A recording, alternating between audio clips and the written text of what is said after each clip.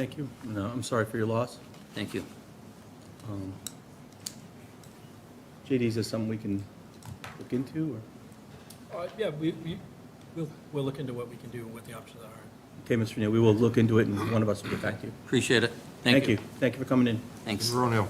Mr. O'Neill, Thank you, sir. listen, we usually don't talk about this stuff, but me personally, I'll do everything in my power to get that done.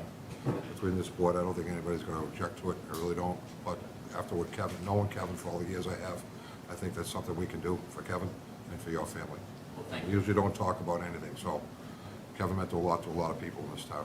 That he did. Thank you very much. Yep. Thank you. Thank you, Mr. O'Neill. Next.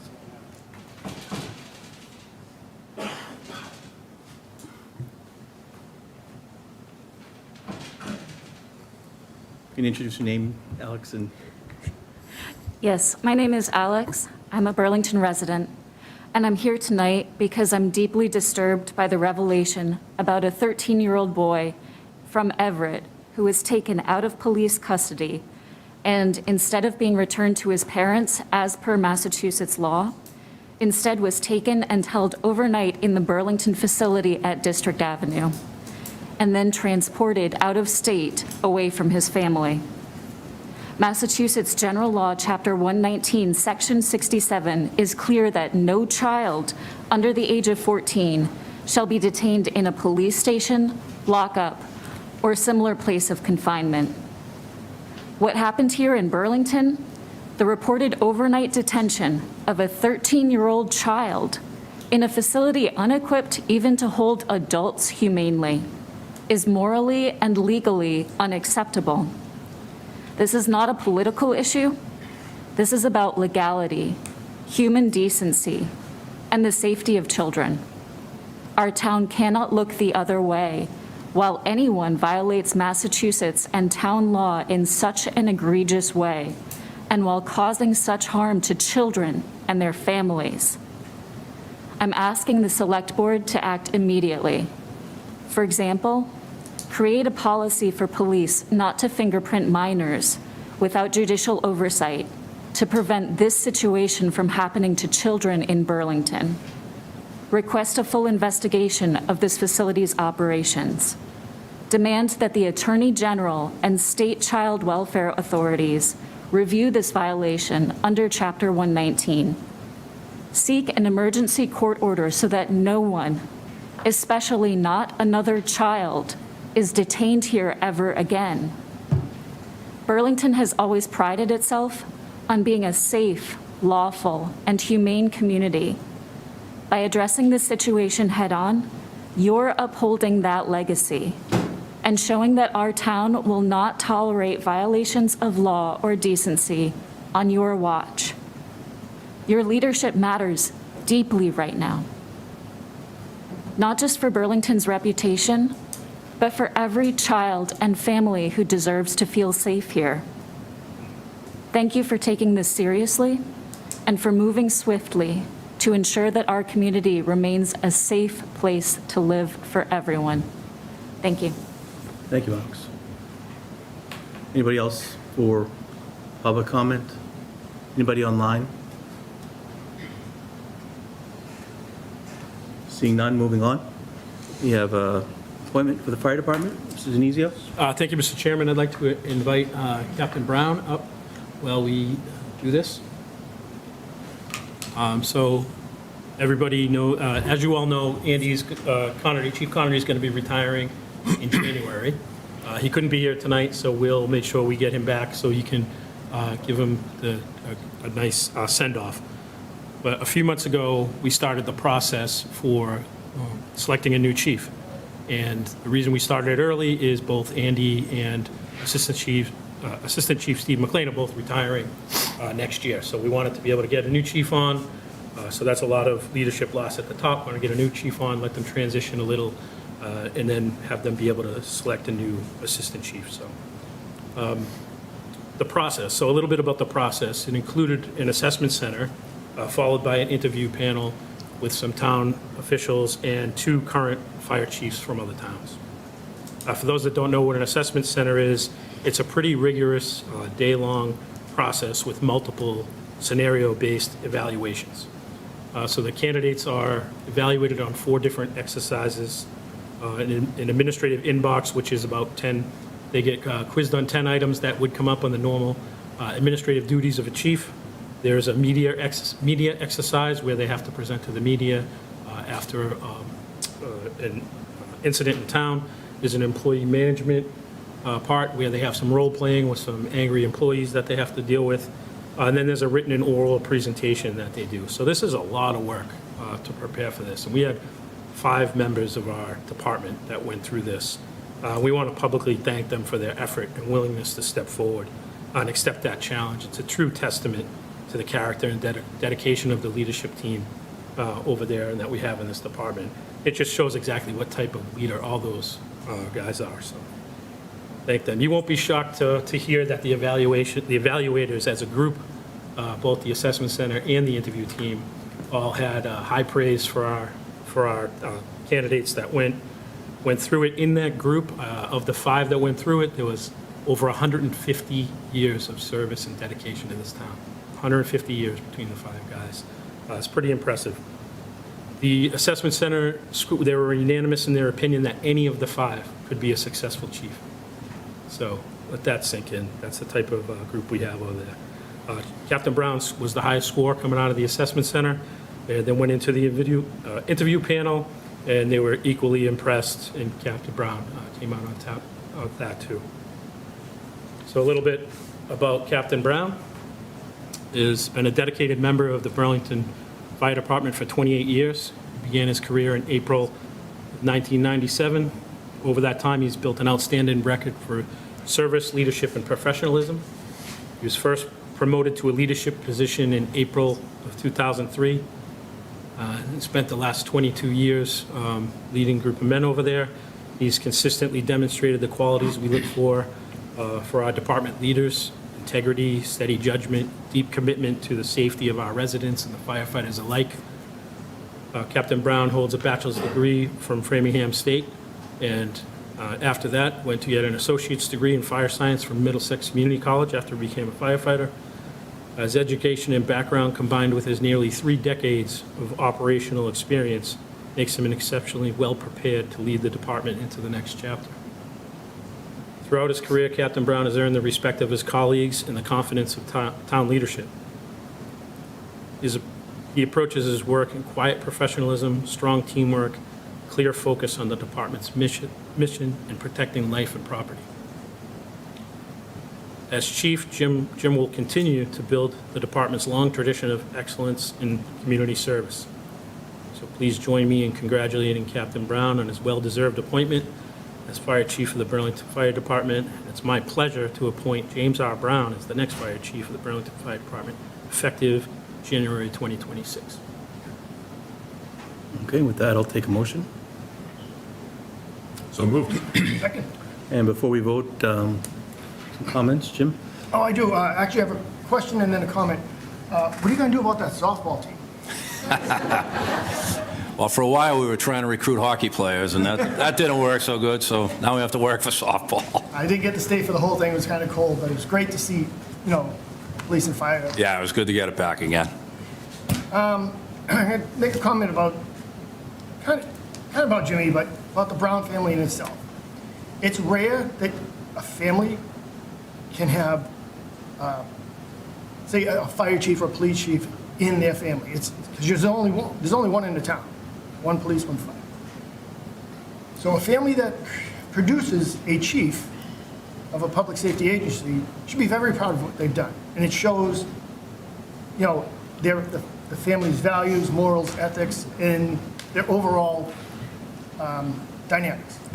When you have a family that has 2 chiefs come out from the same family, police and fire, that just adds to that how great your family is. Everything your parents have done, the dynamics of the Brown family, not only is in Burlington, outside of Burlington as well, the public service that your family is involved in all over this area is commendable. So I want to congratulate you. I think you're going to do a great job. But I had to express my feeling, 'cause I've known the Brown family for a long time. And I can't say anything but congratulations. You're a great choice, you're a great family, and it's well-deserved. Awesome. Thank you. Nick? Thank you, sir. I always thoroughly enjoy these moments because I'm never more at ease or at comfort than when we're appointing someone from a public safety position. Time and time again, we have nothing but exceptional people working in the ranks of our public safety buildings. For decades, we are wildly fortunate in that regard. And so it doesn't surprise me that we're sitting here. It doesn't surprise me that you're sitting there. I think that we are just incredibly lucky. I mean, John said it. Every candidate could do the job, right? You happen to be the best candidate. That's fantastic. I simply want to say thank you for being someone with integrity, compassion, and dedication to our community. Thank you for everything you've done and everything you will do. And the best of luck. Great. Thank you. Really appreciate it. Sarah? I will just echo what my fellow board members have already said and say thank you for all of the service you've given the town of Burlington already, and I really look forward to seeing what you can do for us, for the fire department in the future. Congratulations and welcome aboard. Thanks. Thank you.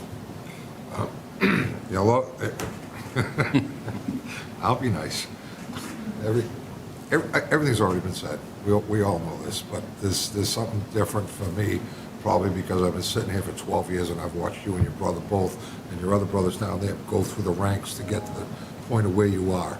So I've seen a lot of it pass on. We've known each other for the past 40 years. We both grew up, well, I didn't grow up in Burlington, but we both grew up roughly in this town, and we watched each other grow to a point where I'm sitting here and you're the captain. I'm chief of the fire department now. So the only thing I can really say, and I said this to you before, and that man up there is so proud of you right now. And that whole group over there, every single one of them, him and her both, are so proud to see you sitting here as a chief now. Your brother is a chief. You got down in back, Ruben, very high-ranking officer down in back. His family's here. Retired, are here. So that man upstairs did a hell of a job raising this family. That's all I can say is thank you so much for being here. Thank you. Thank you, Joe. Very nice. Thank you. Appreciate it. Yep.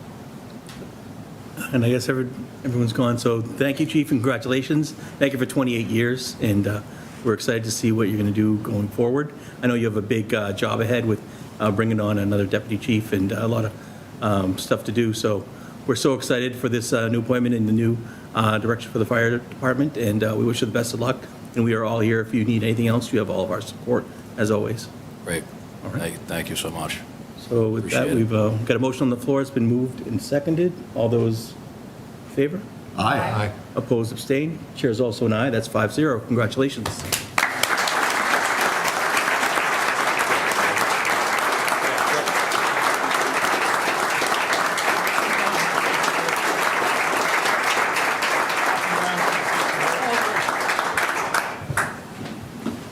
Yeah, I'll just keep this very brief. Thank you to John and Patrick through the process. Thank you guys for the support and the words.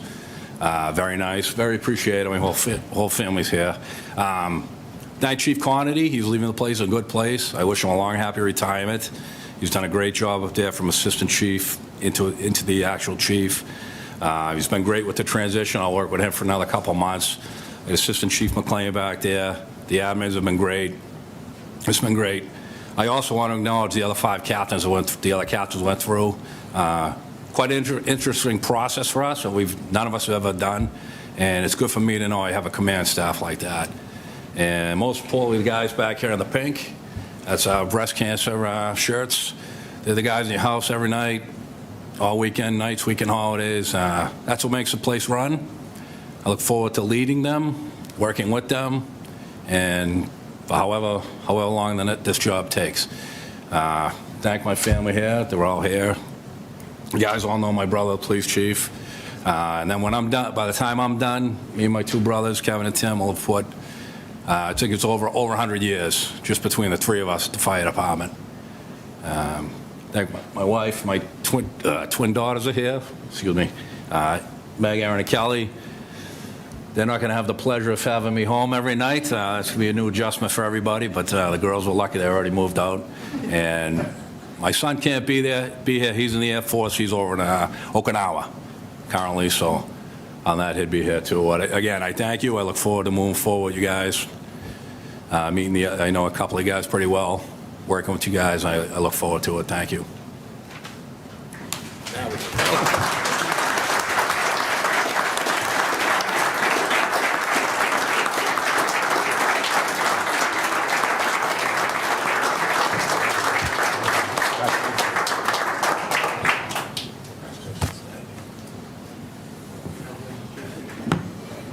You want pictures? James, you want to just take a quick recess? Yeah.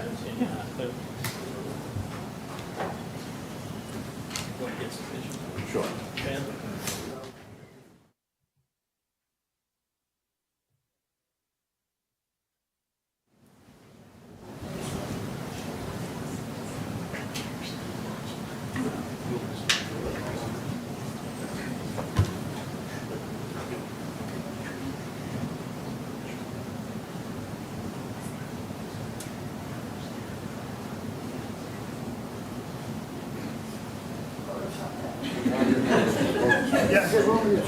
Wouldn't mind getting one of the two brothers together. I'd like to get that eventually sometime. Make a list, Joe. We gotta get a list. No? Any other?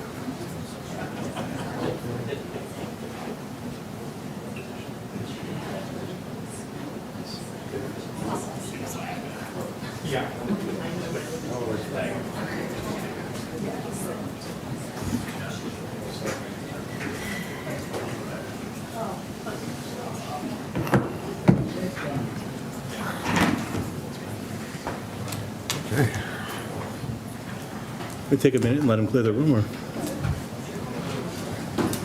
Thank you. Thank you so much. Congratulations.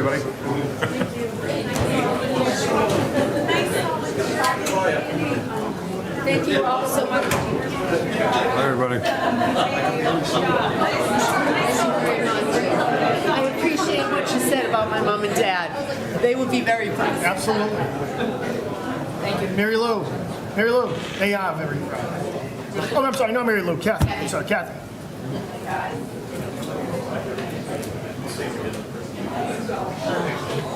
And there goes our audience.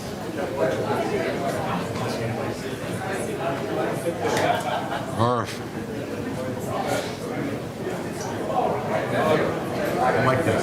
Thank God.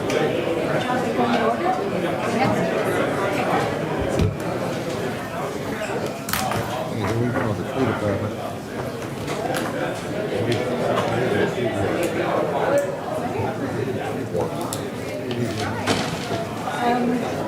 JD, did they get these? Can I just give them hard copies? Sure, yep. Since we're waiting a minute. These are, we're probably using these, but just like my. Thank you. Thank you.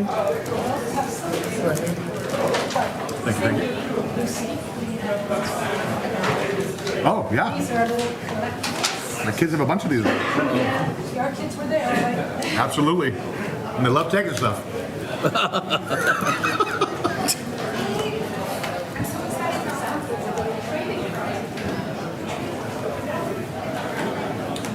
Any of these rookie cards? What's our name?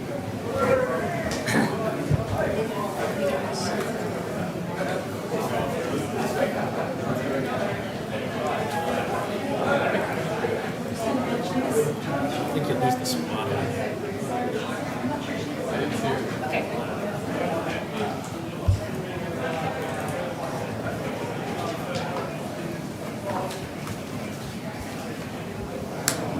While we're still on recess, I'll point out to Melissa that we're dead on time when I finished. So. Game over. Ship shape. We're in good hands.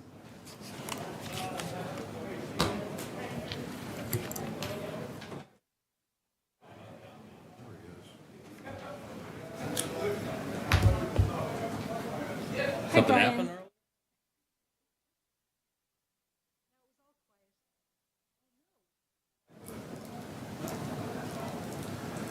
Gotta soundproof that wall, Jeannie. Yeah. Next step. Oh, why are you all weird? It's part of the HVAC project.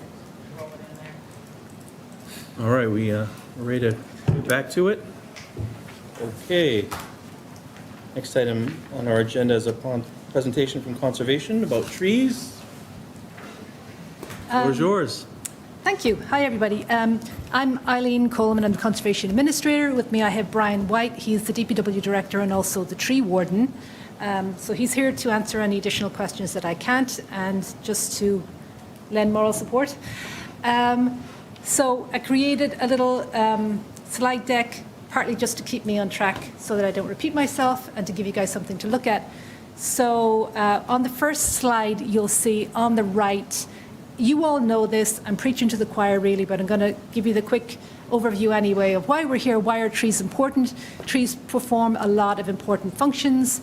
They provide shade. If you have trees in front of your house, they're actually going to produce enough shade potentially that it's going to block some wind, block some rain, reduce energy costs because you're slightly insulated. As I said, they intercept a lot of water, rainwater, and they take up a huge amount of groundwater, so they perform important functions in reducing flooding. They take up pollutants and they store carbon dioxide and other pollutants. They also perform a lot of functions they've been proven to improve mental health in neighborhoods where there are trees. We do not have any formal street tree programs in Burlington, at least as far as Brian and I are aware.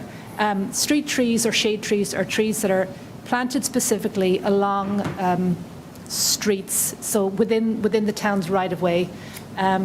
And it seems like Burlington was really generally built without, as I said, a formal street tree program. There are some requirements for tree plantings in subdivisions. Those were waived in the early days. I know that they have actually been required in more recent years. The little the highly colored sheet that I gave you there is the Burlington two-pager from an upcoming, not yet published, urban forestry guidebook that's been produced for the Mystic River watershed. And in the watershed, Burlington has 49.7% impervious cover. And our tree canopy has reduced by about 1.3% in the 6 years between 2015 and 2021. We're not suggesting we don't have trees. We do have quite a lot of trees. What we don't have are a lot of trees along roadways and trees that specifically perform a shade function. So we're hoping that we could address that. Just to remind you, we do actually have, in both our master plan and the open space plan, we do have goals to increase our tree canopy. In the master plan, we had goals specifically to promote sustainable land use and to protect and enhance natural habitats and ecological systems. Patrick, could you move on to the next one? Thank you. So this is something that we've talked about, like me and John Keeley had talked about over the years in the Conservation Department, and now me and Lucy's asking the exact same questions that I asked 6 or 7 years ago. Why don't we have a bylaw? Why don't we do this? I know that DPW has talked about it in the past. I know we've talked about it with the Conservation Commission. So I thought maybe around now would be a good time to invite some people together so we could put many heads together to talk about this situation. So I invited representatives from the Planning Department, the Recreation Department, DPW, Economic Development, and obviously Conservation, and also a few interested residents, these being Larry Cohen, Bill Boyven, and Sarah Walensky from the Conservation Commission, and John Keeley as well, who was our Conservation Administrator for 22 years and stayed on as a part-time consultant. And we met a number of times to talk about trees in Burlington, what we can perhaps do to enhance tree planting in Burlington. So as you can see here, some of our limitations include staffing and budget. So shade trees are maintained by the DPW. Brian doesn't have like a formal staff that are entirely dedicated to trees or to street trees. You can correct me if I'm wrong, but it's largely the highway guys who do a relatively limited amount of pruning. So obviously, there's a lot of limitations there. We wondered how we could address that, how we could come up with some funds to either cover staffing or to cover planting and maintenance. At this point in time, I think Larry Cohen produced for us, he sat down and thought about this and thought about what we had been talking about, and he created an outline tree program that suggested that we could do some plantings within the right-of-way, and some means of funding this would include a tree fund bylaw, and that would be funded by appropriations or donations. We'll talk a little bit more about that in a minute. We could also look at getting grants to do some tree planting. We also talked about the possibility of a tree inventory and a tree committee. So if you move on to the next one, Patrick, if you don't mind. I should have just joined myself and done it. So the first thing we actually did do is we did apply for a grant, a Cooling Corridors grant, and as of 11 o'clock this morning, we still do not know whether we won that grant. So what we did in this case is we applied for $95,000 that would cover purchase of trees, planting of trees, and maintenance of trees. So we could get trees in the ground without Brian's staff being overwhelmed. We simply don't have it. As I said, we just don't know yet whether we won that grant. We were required by the limitations of the grant to pick areas that are already heat islands and that are in environmental justice communities.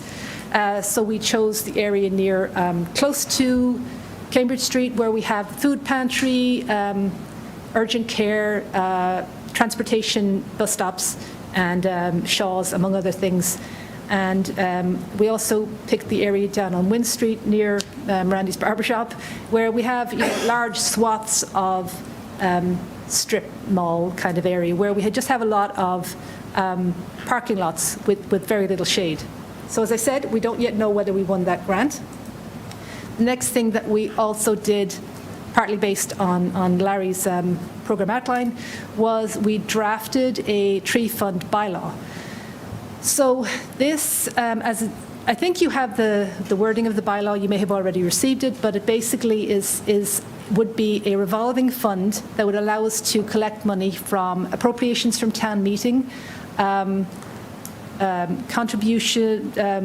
contributions, fees or fines from the wetlands protection permitting process or the stormwater permitting process or other means, and then those funds would be available, and it would be up to Brian, really, to administer those funds. The select board would have to vote to accept the funds or spend the funds, but what I mean is that Brian would really be in charge of determining how the funds are spent. And then the last slide is really just sort of summarizing and mentioning the other steps that we didn't necessarily quite get to. We have talked many, many times over the years about drafting a tree bylaw, and we thought, let's go ahead and draft one. John Keeley was willing to help us out with that, and Liz Bonventre discovered that 15 years ago, Kristen Kastner and Tony Fields had actually already drafted a tree bylaw, and that's looking pretty solid. So we have that draft in our back pockets should we wish to go ahead with that. We're not exactly sure how that would go down in Burlington. Another thing that we would like to do is to initiate a tree inventory. We're fairly sure that we've never had a really formal shade tree planting program, but there are definitely trees along roadways in Burlington. So it would be good to have an idea about exactly where they are, how old they are, what sort of shape they're in, what species they are. And to that end, Conservation has been working with some of the senior environmental students in the Minuteman Technical High School, and they have made a start on a little sort of mini inventory They've been working in the Terrace Hall Ave area. They're hoping to expand further, but we'll see how far they get. And that'll give us a little snapshot of what sort of trees are along that roadway and along the side streets and what sort of shape they're in. And another thing that we talked about and would like you guys to consider is possibly the formation of a tree committee. That is something that would also be really directly under Brian. And it would be largely up to him and possibly this ad hoc committee. We'd have to talk about that as to who would actually be part of that.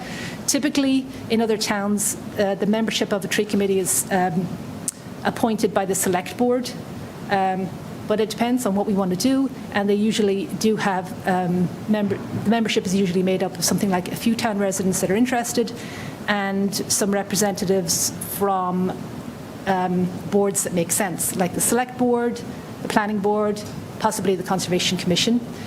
So that was generally a summary of what this ad hoc committee did over the last 6 months or so. What I'd like to leave you with is a request for your support.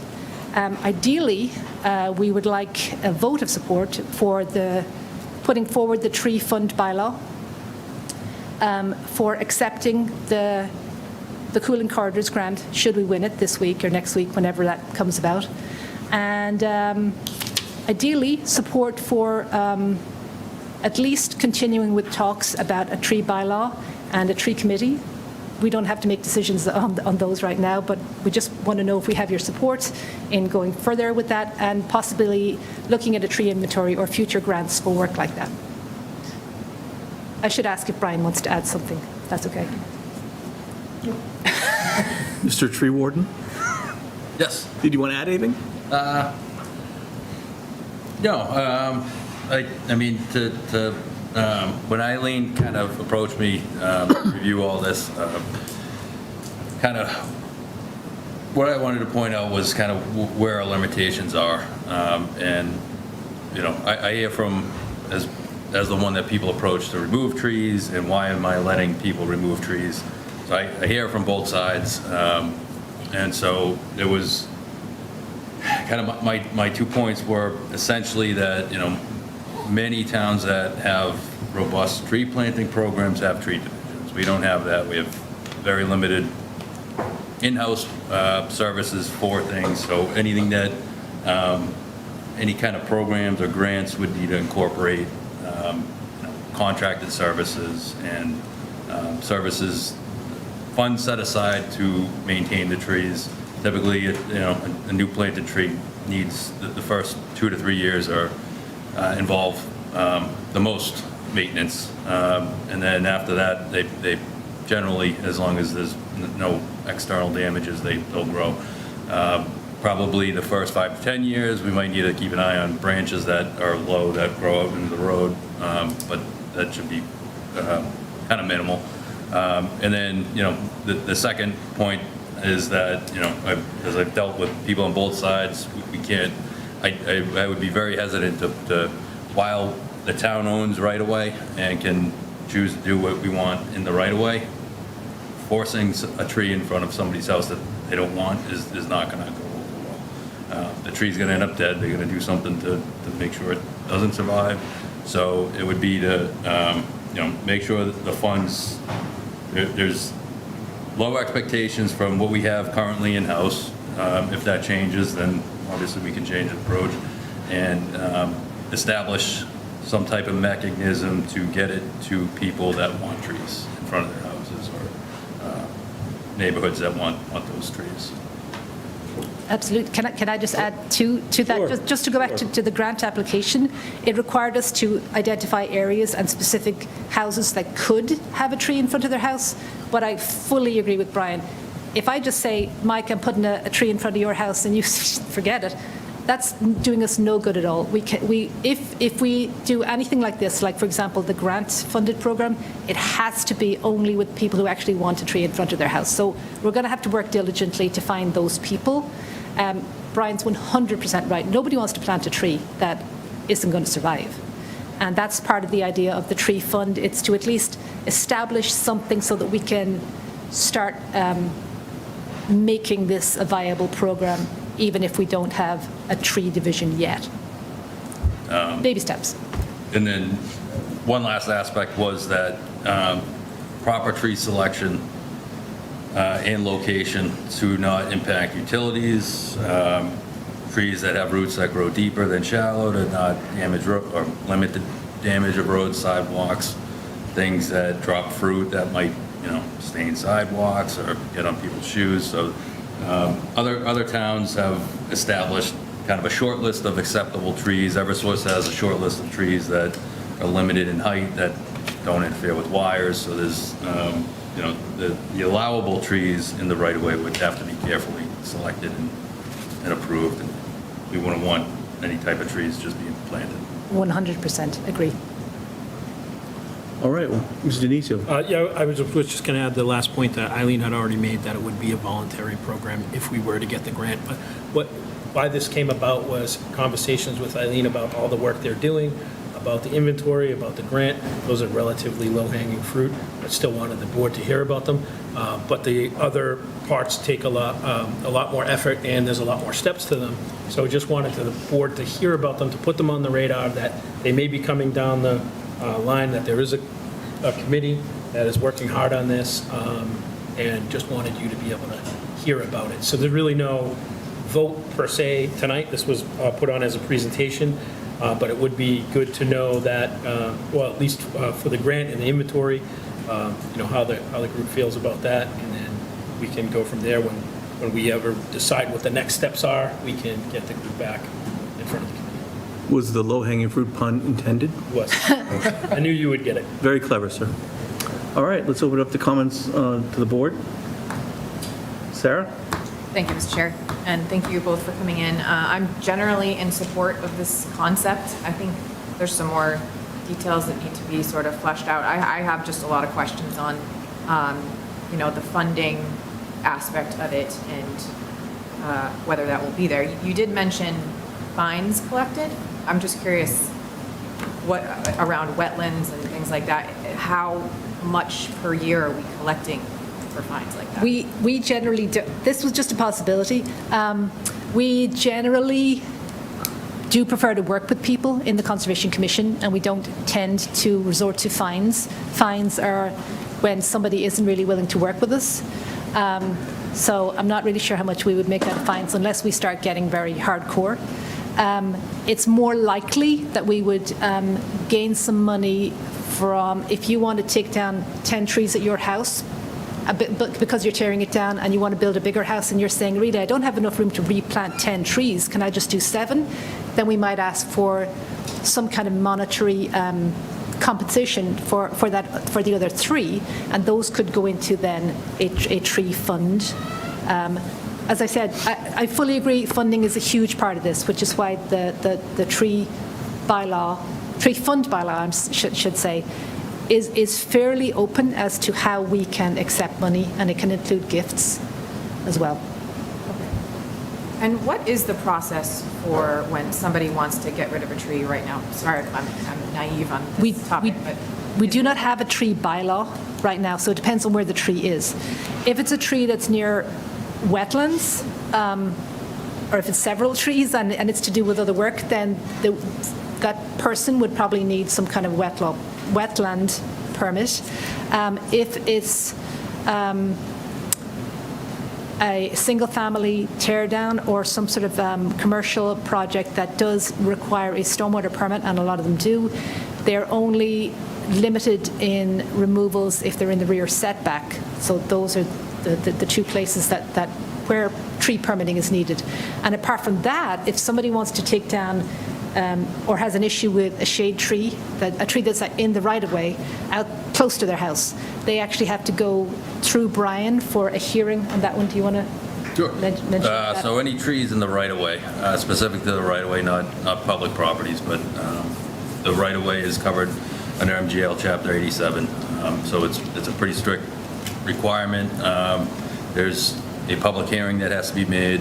Notification of the tree removal has to be posted on the tree, has to be published in a newspaper twice in consecutive weeks. If at the first public hearing there's any objection, it's not allowed, and they can ultimately seek an appeal to you, the board, for final determination, and that would be the final say of the matter. Otherwise, it's, they have rights to prune anything that passes onto their property, even if it's a street tree that's in the street right away. If the tree is at risk, health-wise, and a threat to fall over, that is something that I can determine and not have a public hearing on. There's also some exemptions from Eversource for public hearings to maintain their power lines and so forth. Okay, thank you. And then my other questions were around the tree committee. And you covered some of that a little. I was just wondering what the makeup of what that, of a committee like that would be. Of a potential future committee? See it, yes. Right, Not okay. the one that, the ad hoc one that's existing, now, It's- but a potential future one. It's kind of, it would depend. It would depend on you, the select board, and on Brian, and on whoever wants to discuss what it would look like. Different towns do it slightly differently. Lexington has something like 5 resident members, and then a representative from the select board, I think the tree warden, and the planning board. Arlington has something similar. Bedford, I actually do have a printout here of what Bedford and some of the other towns do. So it kind of, we can do it whatever way works for this town, but usually it's residents who are interested and who are willing to, so a tree committee then would be somebody who would ultimately work with Brian. They could be people that he, first of all, delegates the responsibility for doing things like looking for grants, for disseminating, creating and disseminating education, for actually doing the planting or working with other groups like Scouts or something like that to actually do planting. So they're very much a committee of, support committee. But again, we could make it what we want. Okay, so that was my other question, which you just hit on, was what does a tree committee do? Or like, what is their, do they set goals for a certain number of trees, new trees planted a year, or They might. do they do the inventory? Do they, you know, They might also work in a tree inventory, yes, they handle yes. the funding and managing that? Almost certainly can be delegated to handle funding. I know, because I was talking to the tree warden in Longmeadow, because she happens to actually, in this, unusually, she is the conservation agent and the tree warden. It's usually is the DPW director. And she finds her committee are quite helpful, and she delegates them to do things like fill in the grant applications. They're a tree city that needs paperwork every year. They do the bulk of that sort of stuff for her, so that she just can, just check things off. So we're not a tree city, and we don't have a tree bylaw at this point. So these are things that a committee could potentially look into. How do we do that? What would we need to do in order to get those underway? Okay, great. I think that's all the questions I'll have for now. I'm sure more will come up, but I'm generally in favor of this concept. I'm in favor of adding more trees wherever and whenever we can. You can put one in my front yard right now. Go ahead. I'm not opposed to it at all. Oh, great. But, put We me have on the locations. list. Put me on the list. But anyway, I think there's more questions and details that need to be worked out, but I'm generally in favor of this concept, and thank you for bringing it forward. Thank you. Joe? Yeah, just a couple of quick things. I'm definitely in favor of this program, there's no question about it, but I think half the problem comes from when people build these houses, they tear down the old ones, and they don't even ask about cutting trees down. Now, how many times is your board or the conservation board, all of a sudden you got a lot that's cleared out, and no one's asked about, hey, is it okay to cut down this tree? Is it okay that we had an incident on Right. a particular road a while ago, a guy took down 10, I think it was eight or 10 pine trees that soak up over 100 gallons of water, each one of them. So there's 1,000 gallons of water. The guy next door is getting a water problem. So there's part of your issue there. So I don't think a tree program is out of line at all in this town. I think that part of it has to come from, being on being the planning board has to decide, like, okay, before you come to us, what trees are coming down? before they even decide to take the house down.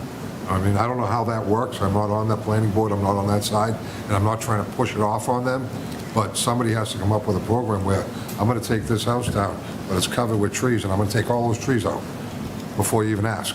Right. You know what I mean? The residential stuff of tearing, the house stuff really goes through conservation because we do the stormwater permitting. As anybody who's at town meeting knows in great detail at this point.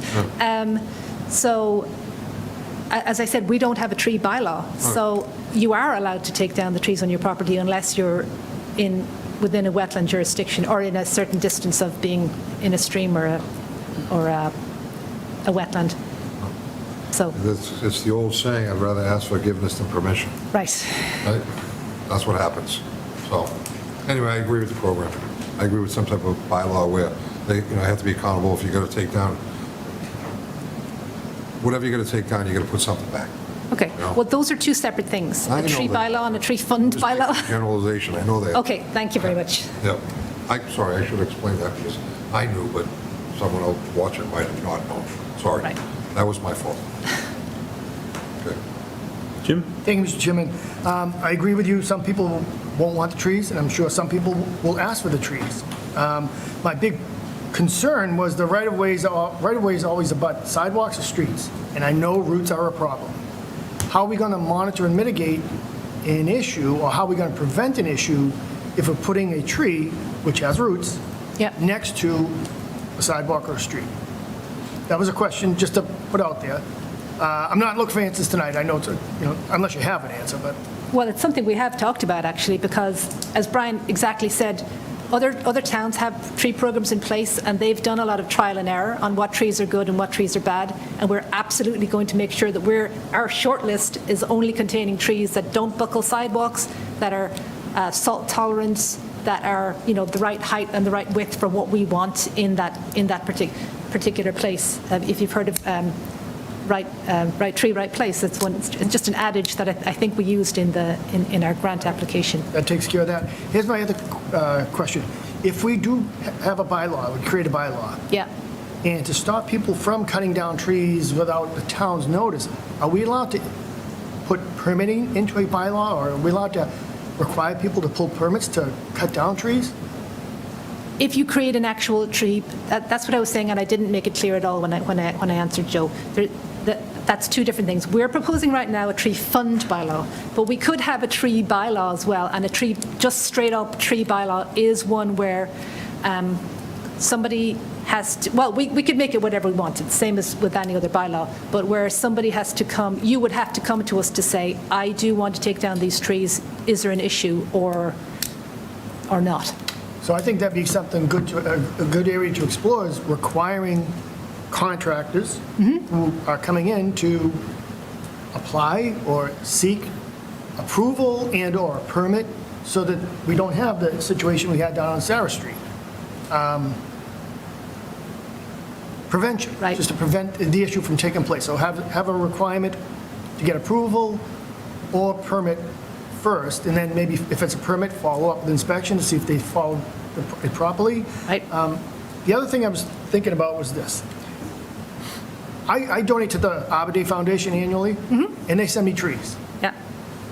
Is there any opportunity for the town, when we get to the purchase portion of this, Yeah. to partner or seek out some sort of agreement with, or deal with the Arbor Day Foundation to get trees purchased at a bulk amount, lower amount? Possibly, we would have to look into that. I know it depends on what you want the trees for, but maybe just because for trees that are going to be, for example, because I know the wetland stuff the best, for trees that are in certain areas, we only want native trees. That's actually trickier to get through the Arbor Day Foundation, believe it or not. But for other sorts of trees, yeah, maybe. We could certainly look into what it is they have to offer. That's a good idea. Nick? Thank you, Mr. Chairman. There's definitely a certain level of humor and irony, in the notion that as a species, we cut down a whole bunch of trees and then have to have a conversation just about planting trees, Right. and the maintenance of trees, that I just find humorous. My My neighbor got a tulip tree at an election one year, like 30 years ago, and planted it thinking nothing of it. And it bloomed a couple of years ago. It was absolutely beautiful. Just to speak to what Jim was talking about. I know I'm speaking in non sequiturs, but bear with me. I generally support this. We should support trees. Again, you know, I feel like the Lorax, you know, Yeah. a stump and a big mustache. You know, funding the notion of planting trees, yes. A tree bylaw, maybe. I want to be super careful about that. I feel like, you know, we could easily start policing people, you know, not unduly, you know, but it's a real slippery slope. You know, well, you had 10 trees, you know, can you plant 7 trees and, you know, give us some money maybe? That feels a little strange to me right now. You know, but having new developers putting new construction up and requiring a certain number of trees that's going to absorb, you know, hundreds of gallons of water, absolutely. I think that makes sense. It's good for, you know, the environment as a whole.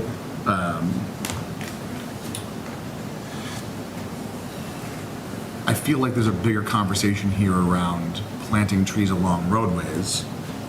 You know, when we talk about the initial grant and some locations you've already kind of scoped out, that has to do with like infrastructure.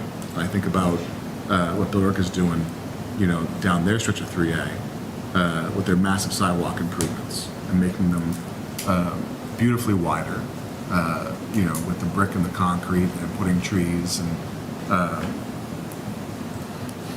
that feels a lot, well, although a lot more expensive, you know, a lot more straightforward than asking people to put trees in their yards.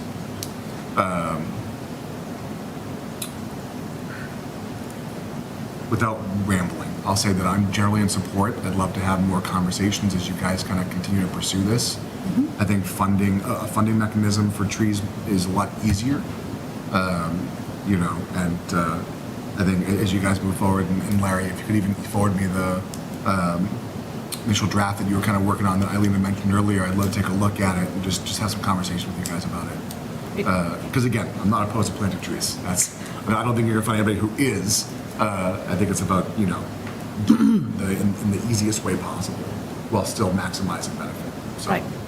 Can I answer, is it okay if I answer Sure. just one thing that Nick, Sure. he mentioned a tree that your neighbor had picked up at an election. Yeah. We used to have at least one Conservation Commission member who did huge work on that every year. She kept trees in her garage and they potted them up to be given out. It's just a lot of work. Sure. And once she kind of didn't have time for it anymore, it kind of a little bit fell by the wayside. I forgot that had happened. That's something to be included in this idea. Just more trees in general, and trees that are Arbor Day trees that are work in the town. I tell you, Thank you. you know, there's no doubt in my mind that we could do an immense amount of additional work if we had bodies, Right. right? And I think everyone in this room knows how often we talk about the lack of bodies that we're, you know, struggling with to, you know, kind of make those efforts meet, you know? Right. There's no doubt in my mind that, you know, and hopefully Laura can help us shake the engagement tree, you know, going forward. But yeah, I mean, we get people to start engaging and we can start doing more things like that. And it's those little things that snowball, right? I mean, it's where the notion of grassroots comes from. So, thank you, Mr. Chairman. Thank you, Nick. Yeah, I'm generally in favor of this direction. I think there's a lot of things we'd have to talk about and work out. Especially interested in getting some type of regulations where, with all the tear downs we have, that someone kind of, there's a check and balance there on if someone's taking down all these trees, that they are replaced and they don't affect, you know, the neighborhood and the neighbors, because we are seeing that a lot around town.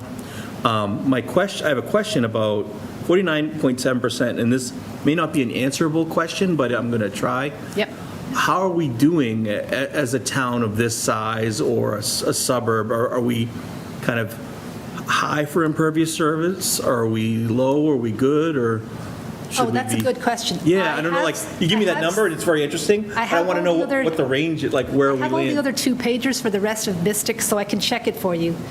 We're definitely lower than the more urban areas like Cambridge and so on that's downstream. They have far more impervious surface. Right. But we're much more suburban. Right. So we're not too bad. We just want to make sure that we don't continue our tree decline. Right, I know it's very tough to quantify because all towns are different and all areas are different, and I'm sure the farther you move west in the state, then, Right. but I was just wondering how we're doing, and if this is kind of an urgent need or just something we want to keep an eye on, and I know it might be a tough thing, but I'm generally in favor of this and getting some type of program, and I'd love a program that if people want trees, they could sign up for it, and, but that'd be great, that'd be awesome. Jim, you had a I follow-up? did. Eileen, when you mentioned about the Conservation Commission member that was growing trees in her garage, it made me think of something. Is there some way of even maybe bringing that program into the schools and having the kids plant trees that we could eventually hand out? It's just a thought, Okay. Let me- that if we do decide to go something like that, maybe incorporate with the schools and have the kids plant, start the trees, and I think they'd have a great sense of pride if they knew where their tree was going. Or Boy Scouts, they are always looking for Eagle projects, maybe get them, just put it on their radar that if a kid's looking for an Eagle project, a tree planting project might be a good way to get some help. Written down both. Thank you. Yeah, all right.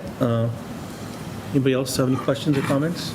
So I think generally we're in support and want to look deeper into it, and we think it's a good idea to, we're pro-tree. You are all the Lorax. Yes, Okay. thank you. Thank you very much for having us. Thank you for all this information and the cards. Now they have to leave. Oh, Jim. Well, the cards are created by Lucy, so Lucy gets 110% of. Oh, yeah, they're cool. Yeah, aren't they awesome? Yeah. Thank you very much. Thanks. Have a good night. Mr. Warden, thank you. Yeah, Mr. Warden. All right, next, moving on, we have our Economic Development Office with a mobility action plan from the MAPC. Thank you. Yeah, let's pass. We have the report to distribute now. Thank you. Good evening, Select Board. My name is Melissa Tentopoulos. I work as the Economic Development Director for the town. This evening here, we have Travis with MAPC, and we're here tonight to really kind of go over our draft of the Mobility Action Plan for the Mall Road Corridor and, solicit any questions. As you already know, the Select Board has purview and jurisdiction over town right-of-ways and roadways, much like we were talking about with Eileen. And in this case, what we were looking to do tonight is kind of review where the Mobility Action Plan is today. We have our MAPC consultant here with us, and then take any input, and then, with your recommendations, or if there's other questions, or if you feel it's ready, we can accept this document this evening. And just for a little context, if you recall, back in January, town meeting did accept a new zoning district for the Mall Road area, and that was the new mixed-use innovation district, which started to rethink how we're thinking about some of the development around the Burlington Mall area in particular, and allowing for infill. And at the most recent town meeting, we know that town meeting supported new residential down the Middlesex Turnpike. And so what we're seeing is, some starting evolution of this area, and we want to prepare for it. One thing we heard loud and clear from the constituents early on through the mixed-use zoning initiative was that we really want to be proactive about how we're dealing with congestion and traffic as things change, as we bring in either new jobs or new residents.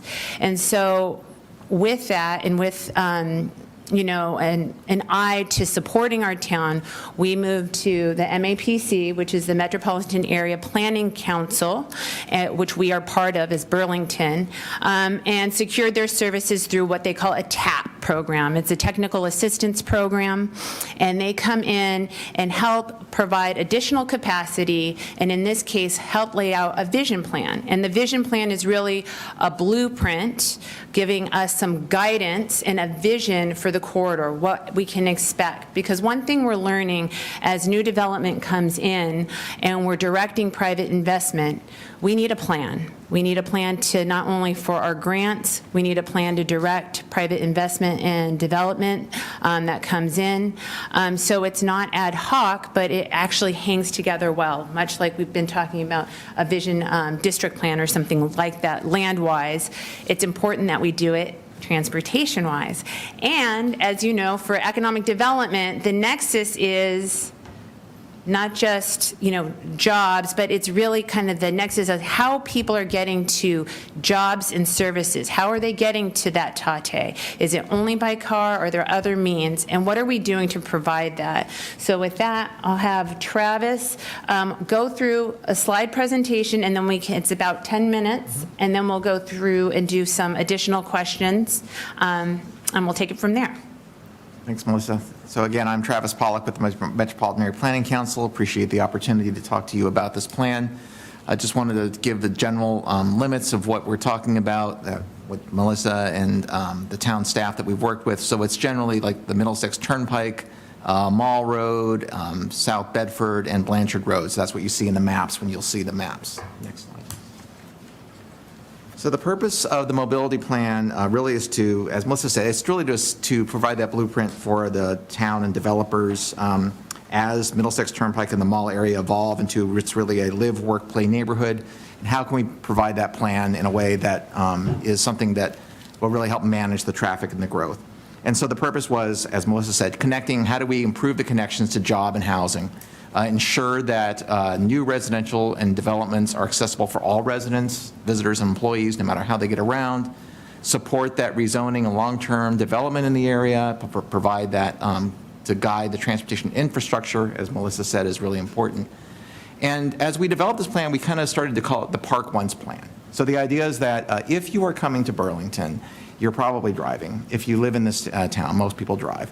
But how can we provide a way that eventually you can park once and move about without thinking that you have to get in the car to get to the next destination that may be just across the street?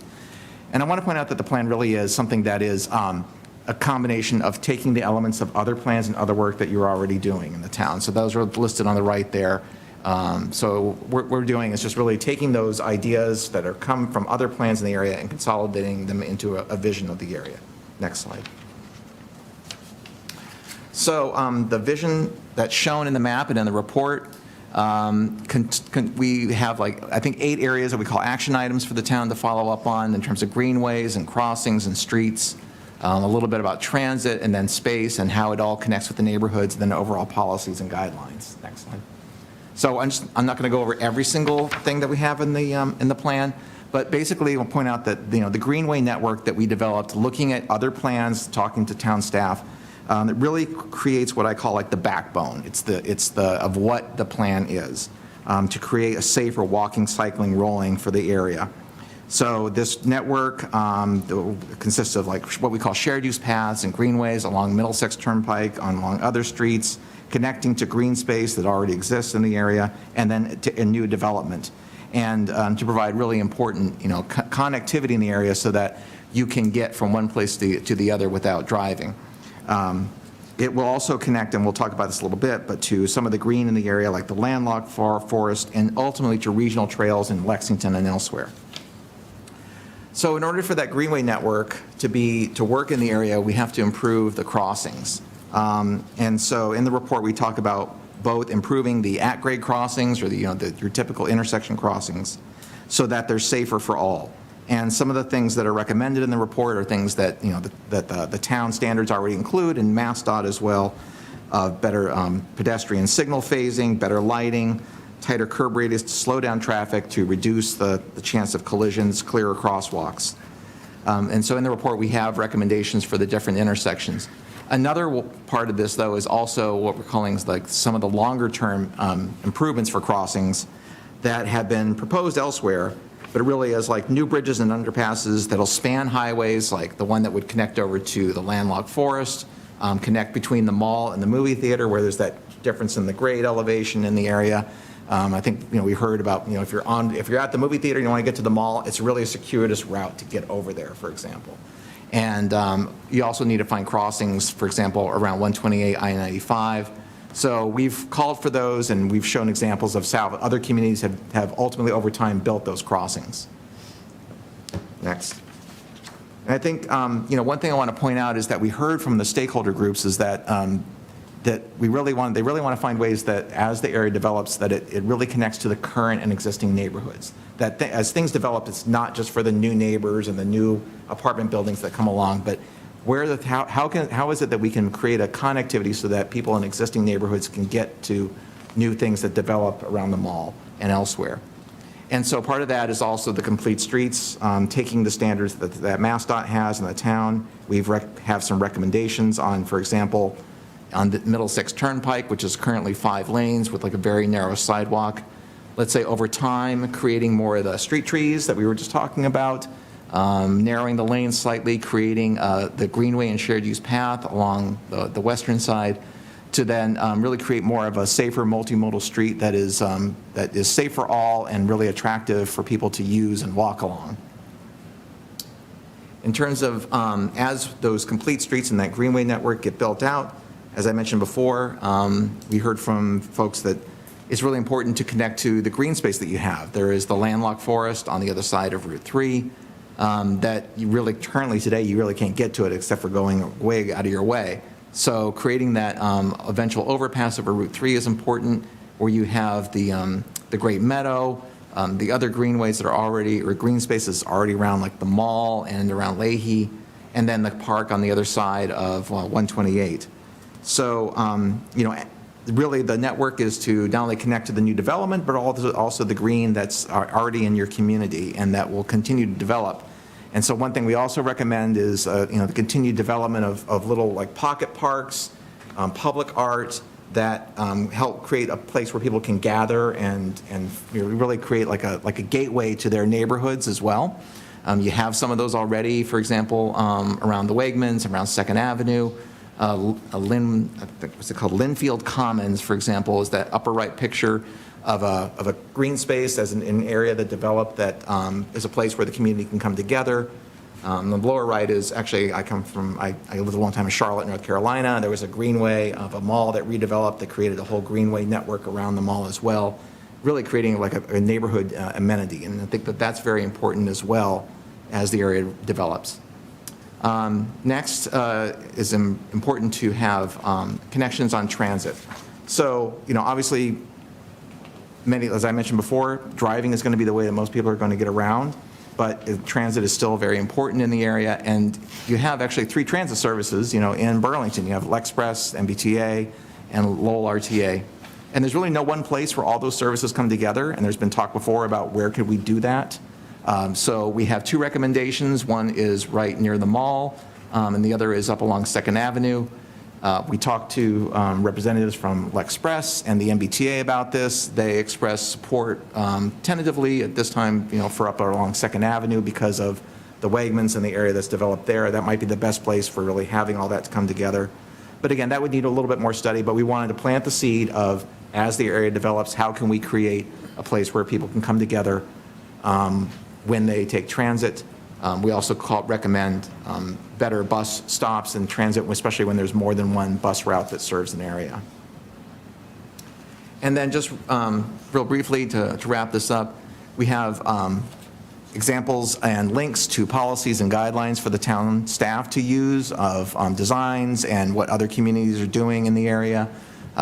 We toured like Watertown, where they've had a redevelopment of their mall area and what they've done that's really improved what they're doing there with parks and housing and complete streets. So the next steps are really to start the work on the first aspects of this plan, working with VHB and the property owners to improve the pedestrian experience of exploring that shared use path and greenway along Middlesex Turnpike. And then work with VHB to identify intersections that would really be a pilot for those new multimodal design standards of creating a safe and inviting area, applying for grant funds. Now that once the plan is accepted, it's a lot easier, I think, than to go for state and other funds, to say you have a plan, and we're going to be implementing it with the grant funds.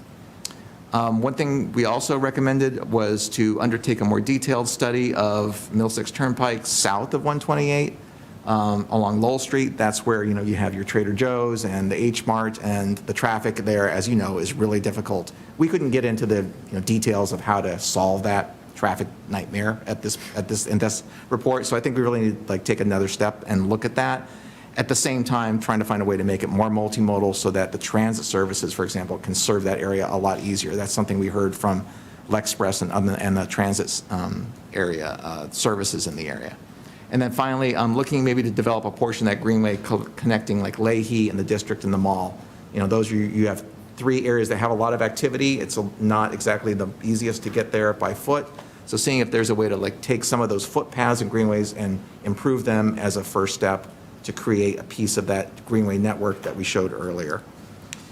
And so just to recap, this study builds upon the various studies that the town is doing already, creating that unified transportation vision to guide development, creates clarity, and creates that Park Once plan where people can move about without driving whenever they need to move about as the area redevelops. And with that, happy to take questions. We just covered the highlights of the plan. Thank you, Travis. All right, thank you. Anyone have any questions? Jim? Thank you, Mr. Chairman.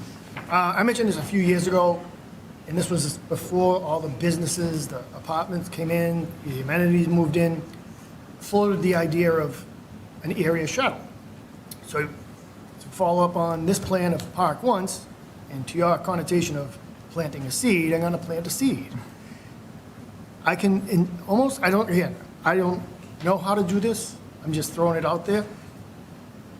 Mall Road, Middlesex Turnpike, 3rd Ave, down to Blanchard Road, some sort of transportation service where people can leave their apartment, pick up this shuttle, go to Wegmans or go to a restaurant or go to the Marriott, whatever it may be, just some sort of continuous shuttle during peak times to get people moving around that area.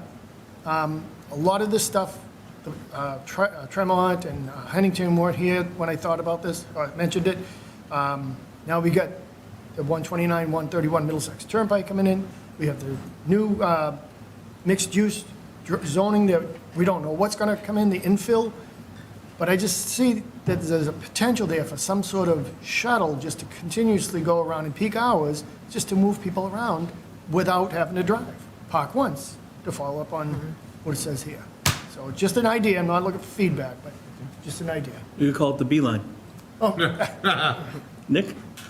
Thank you, Mr. Chairman. I like that. That's good. Yeah, so building up what Jim said, right, we had a transportation committee, a couple of years back.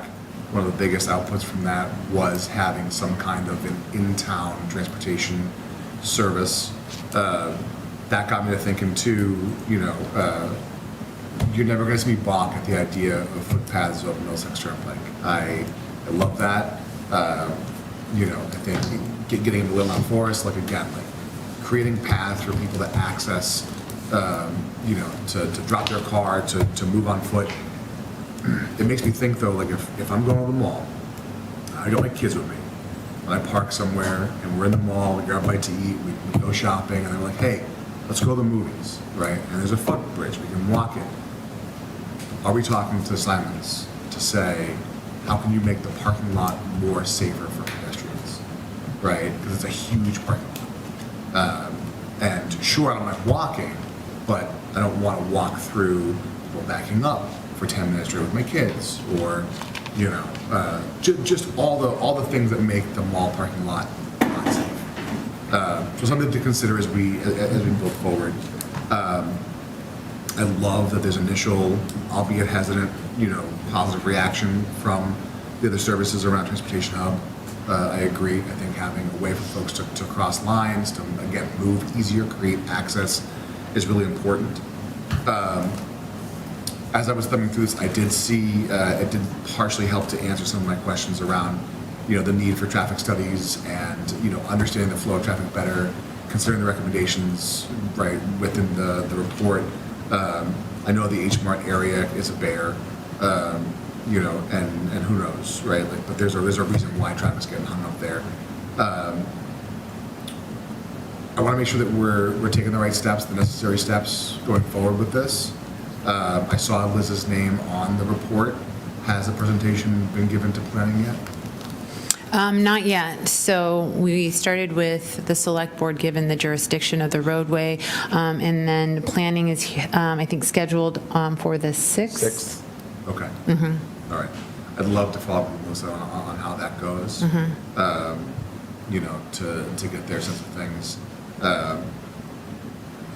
Of course, I think, you know, given the state's adjustments to 3A recently, we've heard from a lot of folks around the perceived increase of traffic.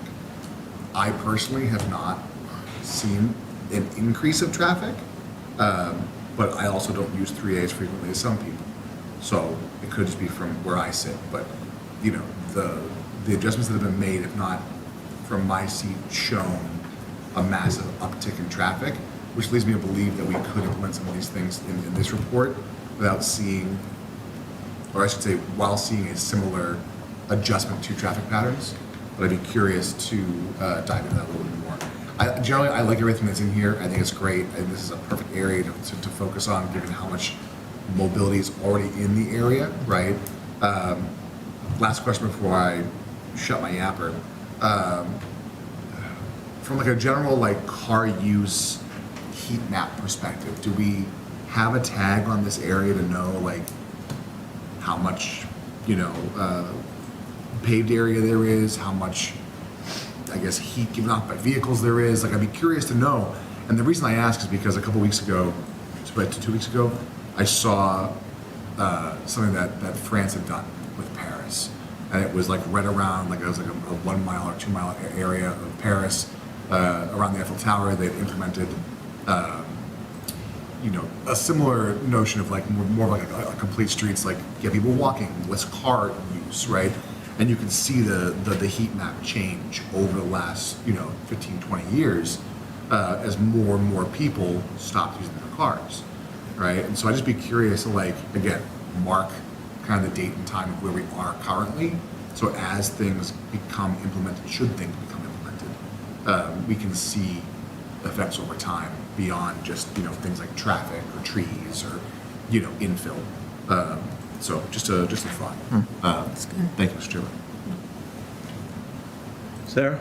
Thank you, Mr. Chair, and thank you both for coming in and presenting this plan. I really enjoyed reading it through. It's great ideas, really specific ideas and recommendations depending on the area and the location, what would make most sense in terms of if it's a sidewalk or a shared use path. So it was really interesting to sift through that and see what your ideas were for this area. Of course, I have to think about, you know, the pictures are great, you know, how this is all going to get funded. But I think it's important to have a plan like this for for especially this area as it gets developed, as we're working with developers and builders, and as we're applying for grants for potential improvements to this area, to have a plan like this in our back pocket so that we can say, this is what we want to see, this is what we feel as a town makes the most sense. And, you know, hopefully, as we're working with developers, we can see that come along. I also had Nick's question about whether it was going in front of planning board, but it sounds like that is the next step, so good to hear. I do appreciate that we're focusing on this area. It's sort of the economic hub of Burlington.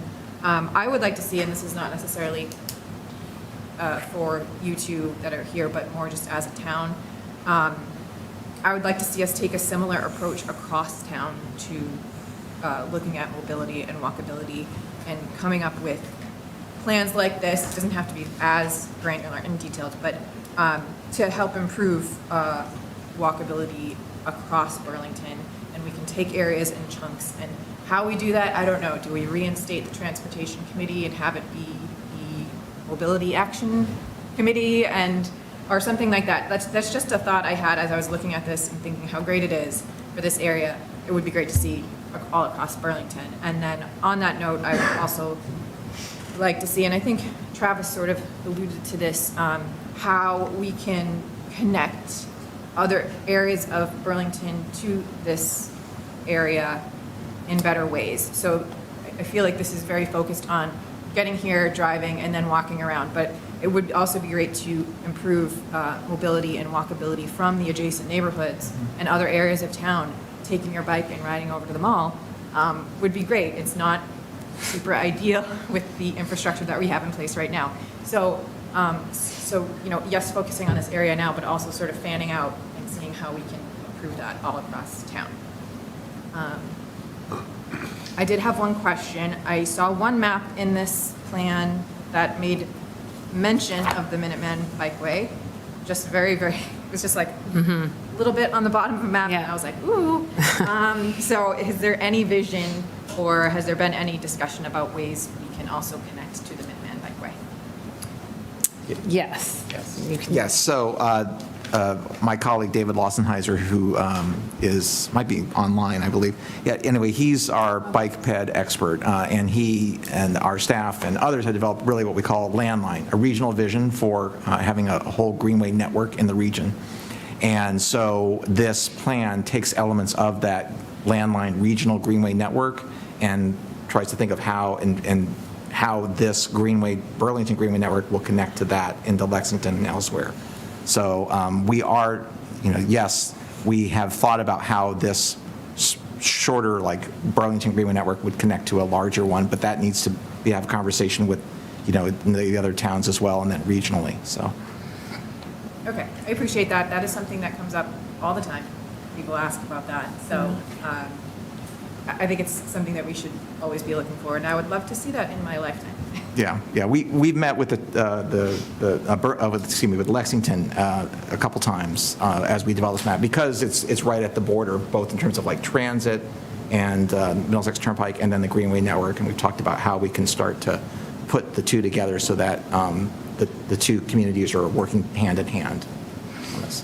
Yeah, there is a lower Vinebrook pathway that Lexington has that we are looking, that this effort, and if David is online and wanted to chime in, we've looked at connections of how that can happen through private property, through the right-of-way. So, and our town engineer, Tom Hayes, has also been given that. And this helps kind of have an aspirational plan for it, but then you're right, we need to get down and do more nitty-gritty kind of feasibility study for that. Great. Thank you very much. That's all. Thank you, Sarah Jo. No, everyone's talked about everything, so I'm good. Great job. Looks great. Funding and a few other things you gotta figure out. Thank you for all your efforts and for coming in to explain this. I think this was a great plan, very detailed, and I think it's a good idea to kind of look at this and get this rolling, so thank you, Melissa. With all of the different developments we have in this area, I think it's a good idea to get a solid plan on what we're doing, because right now we kind of have a hodgepodge of developments, and getting a solid communal plan for the whole place, for the whole area is a great idea. And I also would love to see a connection to the Minuteman Bikeway. A question for Travis: has there been any talk of improving the bus service to Burlington? We've heard a lot of complaints since they changed the routes. I don't know if that's something that MAPC could help us with, that we're not getting enough T coverage from the MBTA to get to town, and it's limited. I don't know if that's something you guys touch on, but I have heard that several times, that since the routes have changed, that it's been limited for us.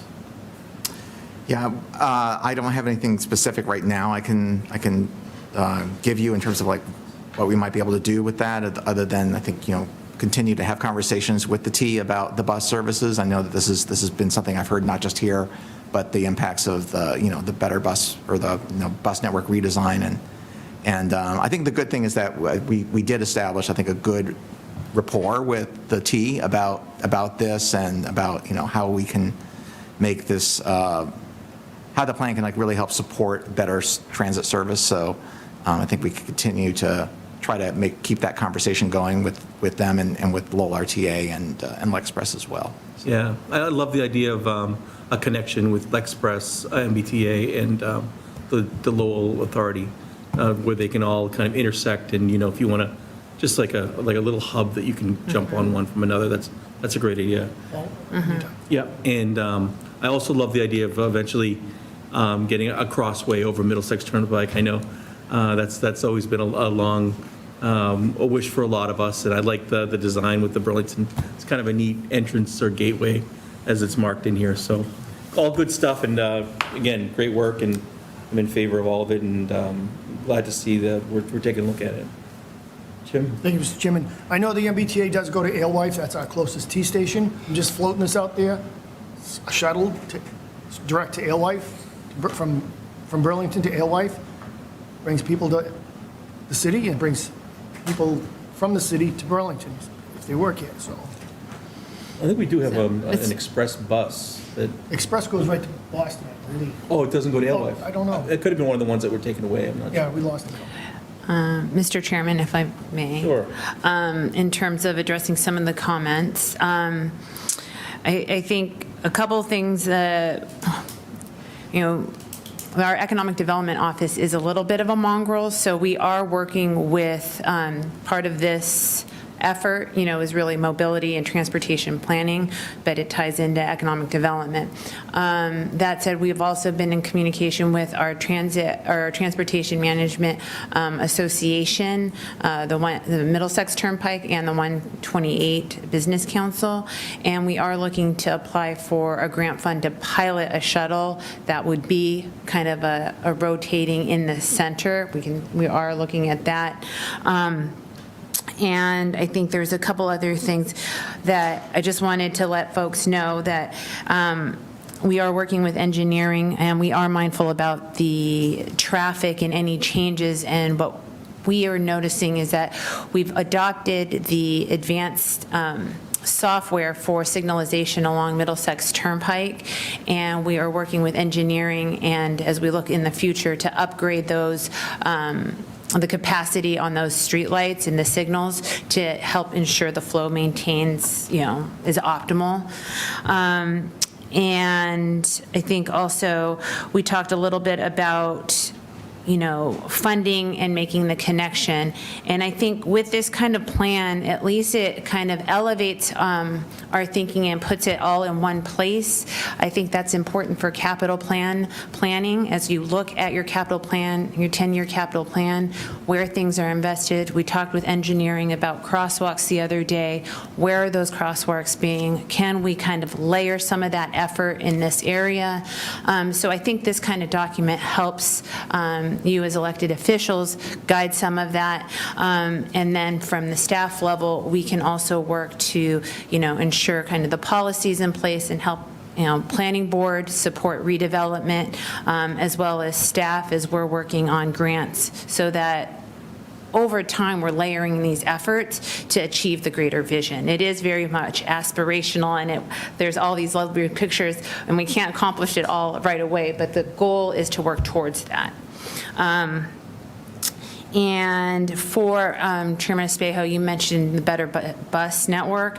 We could have MBTA come and talk about that independently, because there have been different moving parts around the Better Bus Network and what they have currently planned for the Burlington area. I think we should, have them be part of it. They've been part of this plan, but things have changed a little bit, so it's always good to touch base with them. That'd be great. Okay. All right, anyone else? Any parting shots? All right, well, thank you very much. Both of Thank you so much. And then I think, given what we've heard tonight and the fact that Planning Board has not yet provided their input, what we could do is hold off on accepting the document, pull in comments from Planning Board, and then revise and come back to you at a different date. That sounds works. great. Yeah, okay. Sounds like a plan. Okay, Thank you both. thank you. Thank you, Mr. Chairman. Okay, moving on, we have an update from the ISAC committee. David?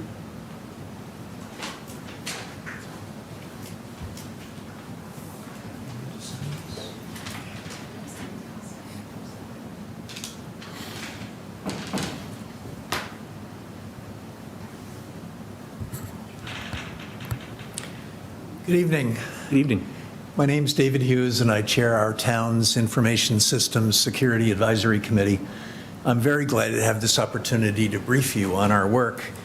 The timing is appropriate because October is National Cybersecurity Awareness Month. This evening, I'll briefly touch on the composition of our committee, changes in the cyber environment, the focus of our committee, and our recommendations to strengthen our town's preparedness for a cyber incident. Our committee is composed of 4 town employees and 6 citizen representatives, all of who have very significant cybersecurity experience. Nick Priest serves as our Select Board liaison. Although the cybersecurity environment is constantly changing, municipalities continue to be common targets, as do healthcare companies such as Lahey Hospital, and the essential reality remains the same. It's not a matter of if Burlington will experience a cyber incident, it's a matter of when will Burlington be attacked. Here are 4 examples of other Massachusetts towns that have experienced notable attacks. In 2024, Burlington was scammed out of $250,000. Oak Bluffs on Martha's Vineyard lost $250,000. And in 2023, Lowell incurred expenses estimated to total $4.25 million, covering all expenses related to their incident, including its remediation, ongoing recovery efforts, and upgrades to the city's cybersecurity infrastructure. More recently, the town of Littleton's electric, light, and water utility was attacked by Chinese hackers, incurring a cost of $50,000 to rebuild their networks. You might have seen that story on 60 Minutes last week. In light of these and other events, the leadership of Massachusetts Cyber Center notes that cybersecurity is economic security.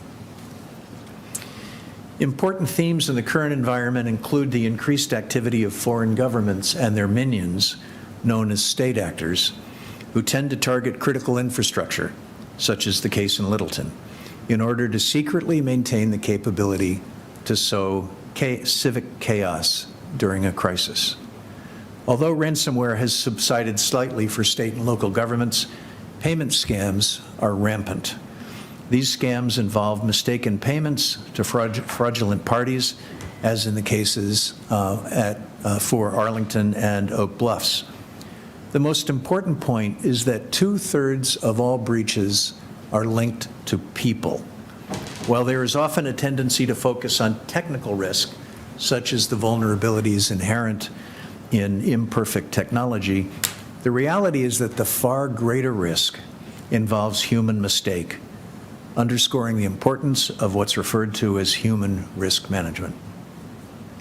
Great technical infrastructure is important for sure, but equally so or more are efforts to equip every employee to be effective as the town's first line of defense.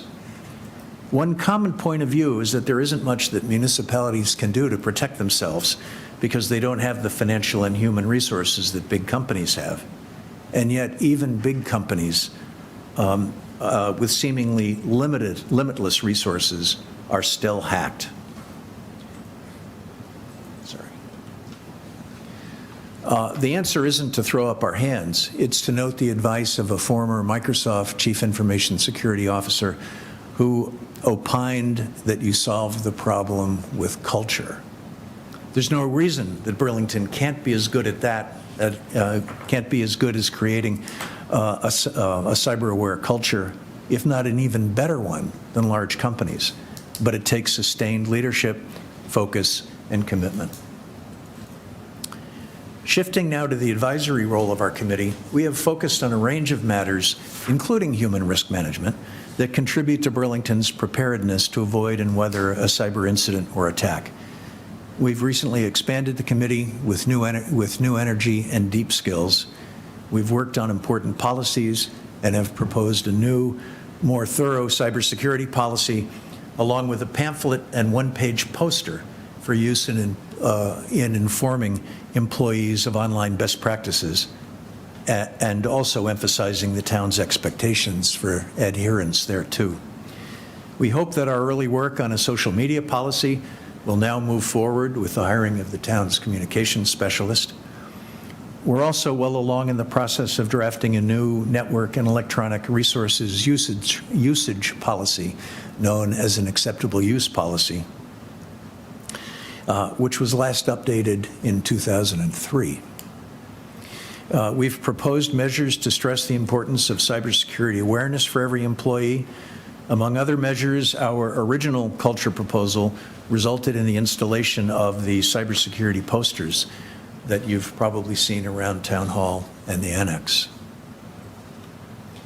The committee has reviewed the town's infrastructure and cyber preparedness in executive sessions, and we've supported critical town initiatives such as the development of the incident response plan and the first rehearsal of that plan, called a tabletop exercise. We also reviewed and endorsed the town's 5-year infrastructure refresh plan. The new Security Operations Center is especially important. We've also influenced proposed state legislation, specifically Senate Bill 49, which includes the committee's recommendation for annual cybersecurity awareness training for all state, county, and municipal employees. That bill is still under consideration, hasn't moved forward yet, but still under consideration. Finally, we've expanded our outreach to town citizens overall, participating in the Civic Expo to bring cyber best practices to citizens by supporting Burlington High School's cyber education program being run by Shireen Terrell, and holding a cyber safety briefing for citizens sponsored by the Council on Aging. We will continue to look for new opportunities to be of assistance to all of the town's constituents. Given the committee's advisory role, we have a number of recommendations to strengthen the town's cyber preparedness. All of our recommendations apply equally to the Burlington schools, and we hope to brief the school committee in the near future. To help address the critical human risk management issue, we can't stress enough that every employee has a role in protecting the town from cyber incidents. It's not just IT's responsibility, and that the town should consistently convey this reality in employee communications. To make this point, we recommend that the HR department, with input from IT and in conjunction with other department heads, be given responsibility for ensuring employee compliance with cyber behavior standards consistent with the HR department's role in policy compliance overall. Accountability is important, and we recommend that non-compliance should have concrete, meaningful consequences for the parties involved in violation. We also submit that HR's role must go well beyond policy compliance. Cybersecurity should also be embedded in basic HR operational practices. For example, thorough onboarding and offboarding checklists are essential to ensure clear expectations at the beginning of one's employment, and that prompt action be taken to retrieve equipment, collect badges, and terminate network access at the end. This is particularly important for unfriendly departures.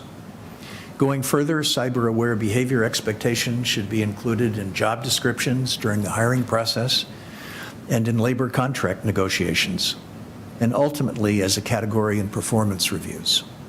Cyber awareness should be a regular component in the town's employee communications programs. To spearhead the emphasis on cybersecurity, the town should designate a senior executive as its cybersecurity leader.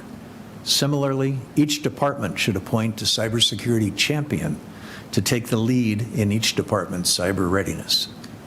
Total participation in the town's cybersecurity awareness training is absolutely essential. Participation should be measured and reported to the town administrator and select board.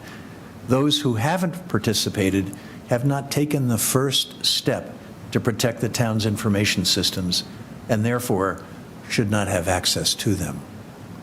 The town's senior management, including the collective group of departmental cyber champions, should continue efforts to create a culture in which every employee is alert to cyber risks and prepared to avoid them. Number 7, the town should adopt the new proposed cybersecurity policy and employee materials following appropriate internal review, including by Town Council and HR. Given that October is National Cybersecurity Awareness Month, it wouldn't be too late to provide every employee with the pamphlet that you've seen to underscore their personal responsibility for Burlington's security.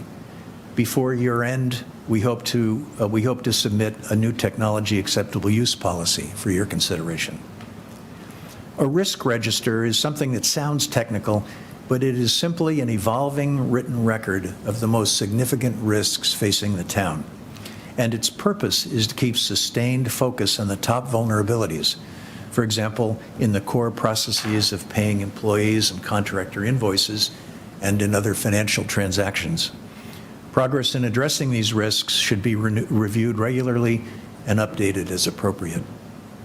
The town can also be exposed to new risks and vulnerabilities through the implementation of third-party software and the external components that that software often includes. To address these risks, the town should develop a risk-appropriate process for procuring outside software such that no software is installed on the town's network, on town equipment, that has not been reviewed and approved by IT and legal counsel. Tabletop exercises are rehearsals of an organization's incident response to a cyber incident. Realistic scenarios are presented to engage participants, and curveballs, called injects, are introduced to simulate the potential scope and complexity of an incident. The town will conduct its second tabletop exercise tomorrow at Grandview Farm, and it will be important to continue these exercises at least annually. Building on the foundation of its cyber incident response plan, the town should advance to business continuity and disaster recovery planning efforts aimed at minimizing the disruption of important services to town citizens and the business community in the event of an attack. Town council plays an important role in cybersecurity matters, and the town should ensure that council is closely tied into the legal and compliance aspects of the town's programs and policies. Social media use by town employees presents a multitude of challenges and risks, not the least of which is that information divulged can be used to plot the context-aware timing of an exploit. For example, timing an impersonation scam, perhaps related to new invoice payment details, to coincide with the department head's vacation, which was mentioned on Facebook. Therefore, the town's communications officer should be trained on the cybersecurity dimensions of the position. Our committee has proposed a draft social media policy quite some time ago, which has been enhanced with suggestions from others, and we recommend that further editing and approval of a social media policy be a top priority. On a more micro level, the town should continue efforts to monitor and reduce risk by implementing multi-factor authentication wherever possible, implementing automatic computer screen locks after a period of inactivity, and continue automated vulnerability scanning, for which the town's new Security Operations Center will be a significant step forward. Finally, while it seems a trivial point, referring to the town's technology team as the MIS department is way too sleepy in 1960s, potentially undermining respect for their work. Even the label IT department is now somewhat outdated. We could suggest names, but it would be better to ask people in the department about their preferences and then change the nameplate in the annex accordingly.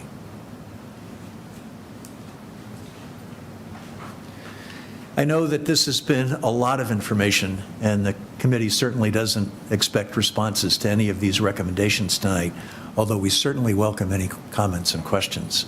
We also welcome any guidance that you might have to help focus our work going forward on your top priorities and concerns. Thank you very much for the opportunity to talk with you. Thank you, David. You're welcome. I'll open it up to the board for, Mr. Denizio, do you have something to add? Yeah, just to add, I know that all of you have heard from ISAC before. Some of you even sat in on their meetings many times and know about all the good work they do. And they're the driving force behind how far we have come here from when I first started, and we first started talking with the ISAC when it was reconstituted, to now having a true cybersecurity culture to some degree here, and we're not the best, but we'll keep improving. But all the little things that took forever to get in place all came because of the ISAC pushing the administration through collective bargaining, through talks with you all, through our budget process, through our department head meetings, and then onto our tabletop exercises, which are excellent, by the way. And having another one tomorrow is going to be great. But just even the little things where everybody doing the training when we're not at 100%, but we're much better than we were, to folks that regularly get the phishing exercises. And people really bought into multi-factor authentication, not having it on anything when we first started. Now we have it on Munis, on email. We have it where we can, and it shows up everywhere. It shows up in our audit when we meet with our CPA firm when they come and do the annual audit. It shows up in our insurance, our cybersecurity insurance renewal processes. That a few years ago we couldn't even go beyond a certain level of insurance because we didn't have multi-factor on our accounting system. So I just wanted to point out that the great work that's being done there through that group, down through our IT department, and then onto them harassing all of us and making sure that we're all headed in the right direction. David pointed out one thing, that is, the very basic thing, like the posters that went up all over town. It was, I know you can't do a lot of these recommendations we're asking you, right away, but this one you could do. And the IT department took that and ran with it and did a great job and put them everywhere. And within days, you heard people commenting about it. They noticed them, they knew what they said, and we sort of started training people. This also helps you in your personal life. We all know when someone, the number one likelihood of what's going to happen when we go down is going to be someone clicked on something. And you can train them all you want, so that still has a possibility to happen. But because they're constantly worried about IT, doing the phishing exercises, doing your training, they've seen it in their regular life or their personal life where these things happen to folks they know, or maybe even themselves, that it's helping them be better outside of work too. So I think we've come a long way. That was a long way of saying that we want to thank the ISAC for all they do to help moving us along in those directions, including the one-pager and the push to get an annual, like we do our conflict of interest, annual or every other year, just making that part of our ongoing HR process from onboarding to continuing every year. So we just want to thank them. Thank you, John. On behalf of the committee, thank you. And I also want to say that the committee really appreciates the strong leadership that you've shown and that Patrick is now showing, and the support of the Select Board. Okay. I'm going to start with Nick, since you are involved. Thank you, Mr. Chairman. David, first off, thank you. I know that several years ago there was a little bit of hesitancy as we thrust you to this position, but you've done an amazing job with this committee, and I think this committee is a fantastic example of collecting talent from within our community to help better the town, right?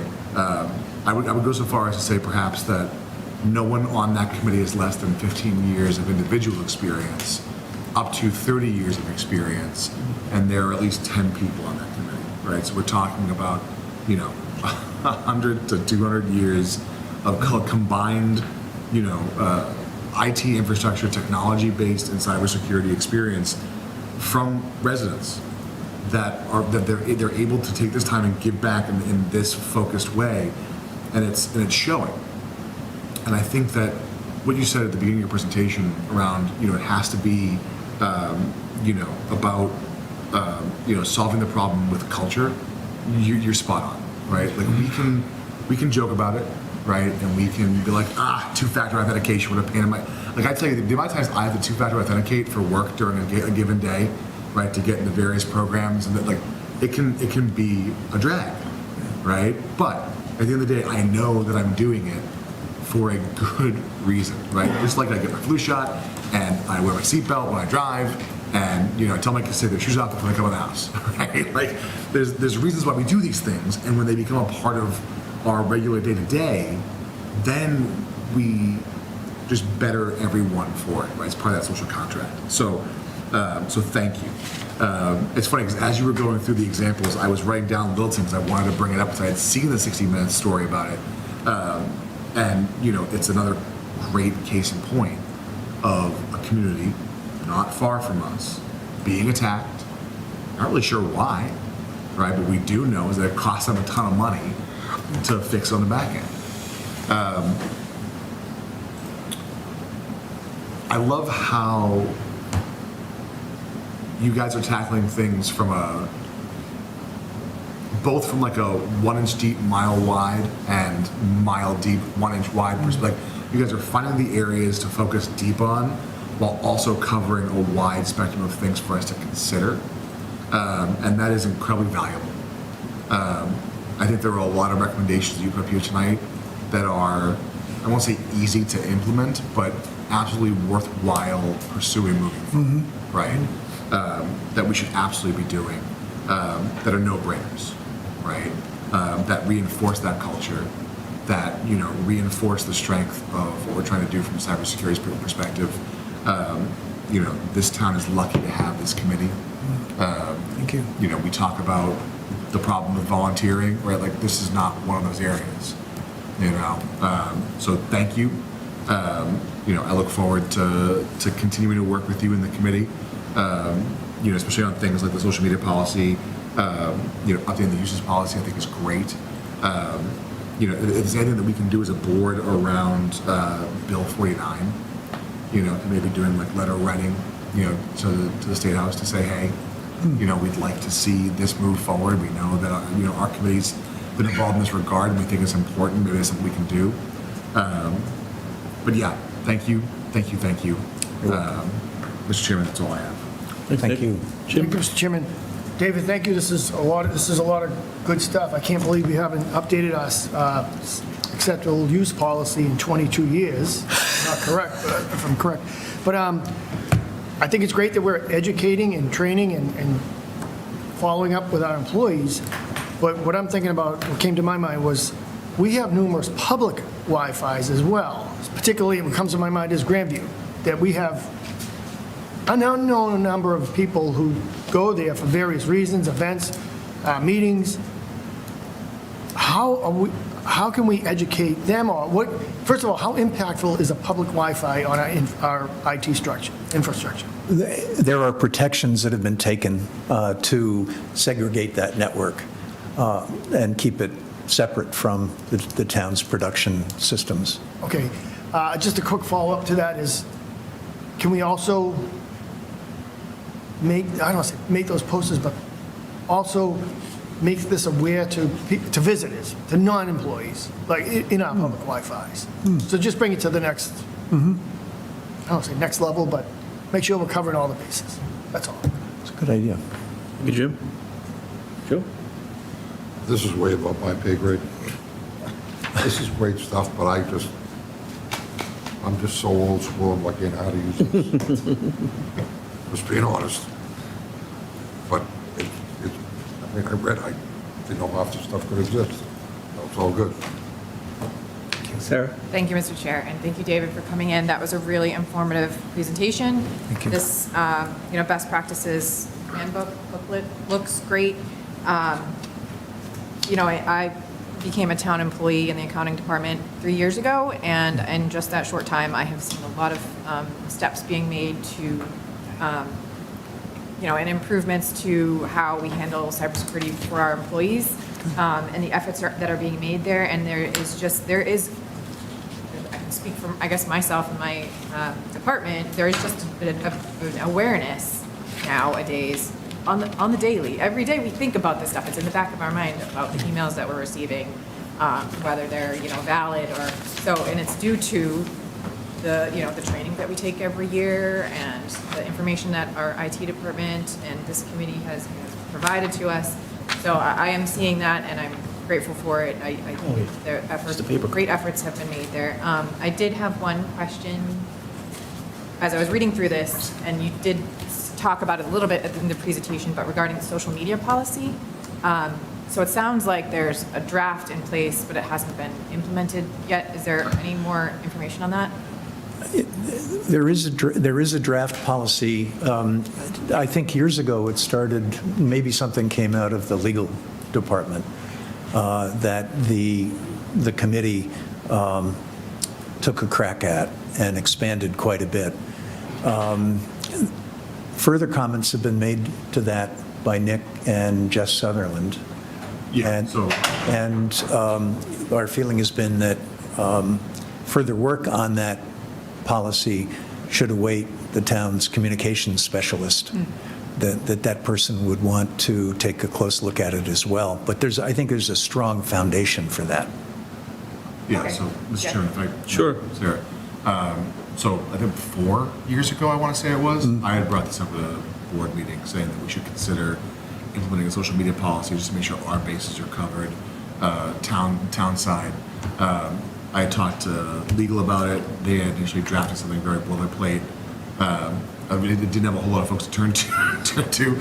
So I threw it to David, and I was like, I'd love for people with an infrastructure, technology background to look at this. At the same time, we were talking about the communications role. So we kind of worked on it a little bit. I pulled in Jess Sutherland from planning because, she had some interest in it as well. That's really as far as it went. And I know that the committee's been toiling with it for a little bit. I think we should get our hands back on it, have Laura take a look at it, have legal take a look at it again, discuss as a board, and decide where we want to go from there. Okay, that's good to know. I was just on the Burlington website and I Googled social media policy, and there is one specifically for the rec department. Right. And I think schools has their own one too. Yeah. So it would be good to have a town-wide formal social media policy in place. So happy to talk to Laura about that as she's being deluged with everything on her first week on the job of communications. But yeah, that's all. That's the only thing that stuck out to me was the social media policy, but everything else looks great, and I really appreciate all the efforts that have been made for this committee. Thank you. Thank you, David, for the presentation, and please pass along our thanks to the committee for all the hard work they're doing. As John said, we have come a long way as a town with cybersecurity, and we know that in this day and age, those threats are real. They're not just something we see on the news. They're happening to our next-door neighbors, so it's some very important stuff and scary stuff.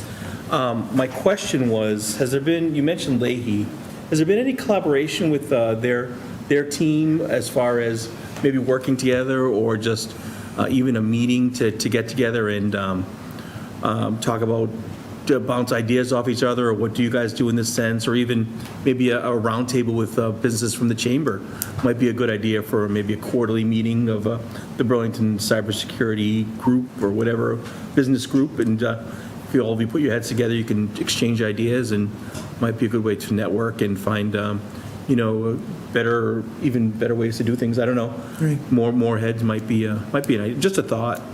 No, and I think it's a good one. I'm not aware of any contact with the Leahy folks, but I have proposed to the chamber president that the committee brief chamber members if there were to be any interest in that. And he said that he would consider that.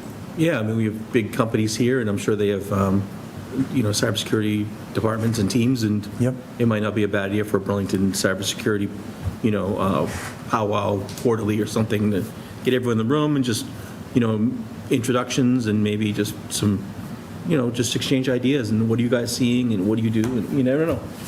Just a thought. Yeah. Well, I think it's a good one. I think there are other opportunities, too, to build upon the work that the committee has done and the Burlington community at large to maybe even put on an event for other towns, which I think could benefit from the things that have been done here. So, All right. Well, thank you very much. Anyone else? you're welcome. Have anything Thank you all else? very much. Thank you, David, for coming in. All right, moving right along, we have a public hearing for Tavern in the Square, DBA Tavern Burlington. I'll open the public hearing, and I'll need a Mr. motion. Chairman, I make a motion to approve the advertisement as printed. Second. Motion's been made and seconded. All those in favor? Aye. Opposed, abstained. Chair's aye. That's 5-0. And we will now, we have a representative from the tavern here. Is that Libby? Libby. Good evening, Elizabeth Pisano from Upton, Connell, and Devlin on behalf of the applicant Tavern in the Square. This is an application to change the upper tier ownership of the licensed entity. Garnet Station Partners has purchased a grandparent company, so we are basically going to every municipality to update their records of the ownership. Just because there are so many locations in Massachusetts, we've already gone to the ABCC and basically got their preliminary approval, which you have gotten a letter from the ABCC about. So now we are just going before every board to give them that update, and then the local board send it back to the ABCC. But I'm happy to answer any questions that you may have on this. All right, thank you, Ms. Pisano. I'll open it up to the board for any, first to Mrs. Denizio, any question, any comment before we start? All right. I'll open up to the board for any questions or comments. Everybody looks good?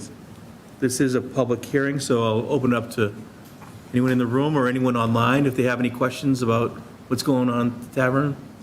Make a motion to close public hearing? Second. Motion's been made and seconded to close the public hearing. All those in favor? Aye. Opposed, abstained? That's 5-0. The public hearing is now closed. To approve the tavern as written? Second. Okay, the motion is made and seconded. All those in favor? Aye. Opposed, abstained? 5-0. So that is a 5-0 approval. You're all set, Ms. Pisano. Thank you very much. Have a great night. Thank you, you too. Thank you for waiting, hanging on. Thank you. Have a good night. You too. All right, moving right along to subcommittee reports. Anyone want to go first? I have to leave. I don't have anything on subcommittees, so. Okay. Always have a great night. Thank you very much. Sorry you have to take off. All right, see you, Joe. Thank you. I'm sorry I'm not putting everything away tonight. Oh, yeah. Someone's going to have to pick that job up.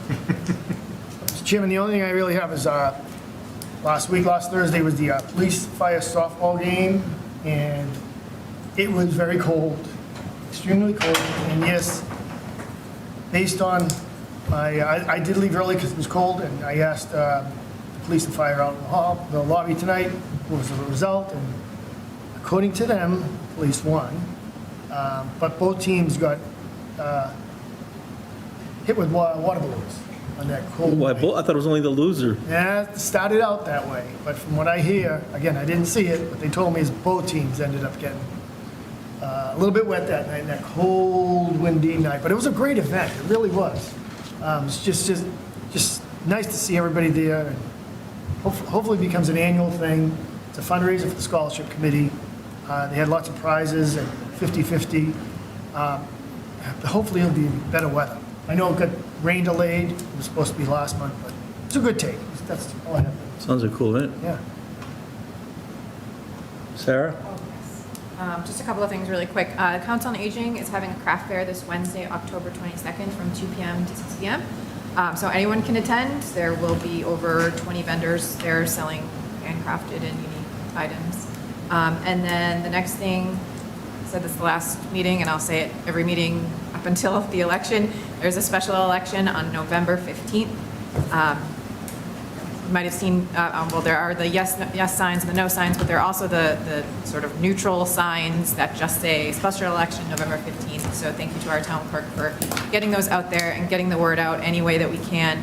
I'm still hearing from, that a lot of people don't know that there's an election happening, don't know what it's about, and, there's a lot of people who are just searching for information. So I just encourage everyone to get educated on the project.